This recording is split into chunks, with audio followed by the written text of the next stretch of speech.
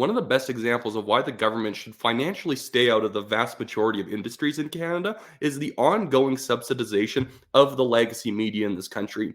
It's quite ridiculous how the media literally just got another $129 million subsidy top up, and somehow the reporting quality has only gotten worse in all of these media outlets. The CBC gets $1.2 billion a year, and even just this year, I think they just lowered their expected audience capture from like 5.8% of the overall market in Canada down to 4.4. They keep estimating their ability to reach Canadians lower and lower every single year, despite the fact that they always have more and more money. And it's because once the government gets involved in something, all the incentives do not point towards doing good work. It points towards satisfying those who are giving you the taxpayer dollars. The CBC and all the other subsidized media outlets in Canada obviously have been pushing their coverage to more reflect the views of those in the Liberal Party of Canada so that they can keep getting money. Even though there's a chance of the Conservatives winning, they always push their coverage more towards parties that will top up their spending even higher.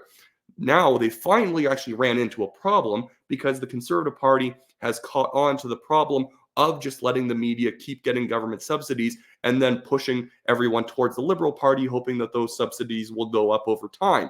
They've gotten to the point where almost every single channel on television in Canada pushes voters away from them using taxpayer money. The CBC, even though they're supposedly quote unquote neutral, well, yes, 90% of everything that they say in a media report is accurate. It's the 10% of subtle narrative spin that's hurting the ability for the Conservatives to reach new voters. It's actually the subtlety of the bias in the media in Canada that's so insidious, because if the CBC came out and it was obvious Liberal propaganda, most people would turn it off.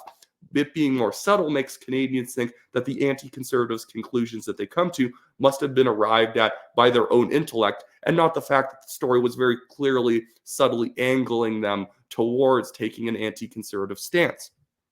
Now, this is exactly why the CBC and all these other these subsidized media outlets need to be defunded. Not just because of the bias, but because the overall quality of journalism in Canada has been going down over the past few decades because of the reliance on subsidies. If we actually got rid of the subsidies, I guarantee we would have more original coverage, more investigative journalism, our entertainment quality would be better, just as it is in the USA. Everyone always points to the US and it's like, well, if we cut our subsidies, somehow the Americans will take over our media market and we'll have no Canadian content.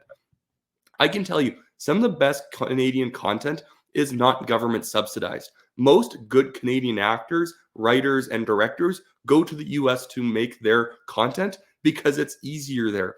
If Canada cut this media subsidies and we had a market that wasn't bloated and oversaturated by taxpayer dollars, we would actually have way more creativity and way more people creating new unique content and better media coverage that would actually be marketable, not just in Canada, but around the world.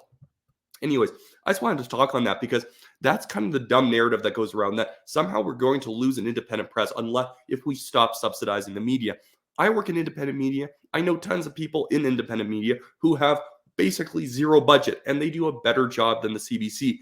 Half the CBC's budget is paying people to write up fluff reports who are just sitting at home writing up about random town council meetings in their small town, which is probably being covered by a smaller outlet anyways. There's almost no independent, unique reporting coming out of the CBC. Half the time it's wire stories. And we're giving the CBC like $1.2 billion a year to buy wire stories. It's ridiculous. Anyways, that's it for me today. Sorry for the rant. I just noticed something about the new bailouts and it ticked me off.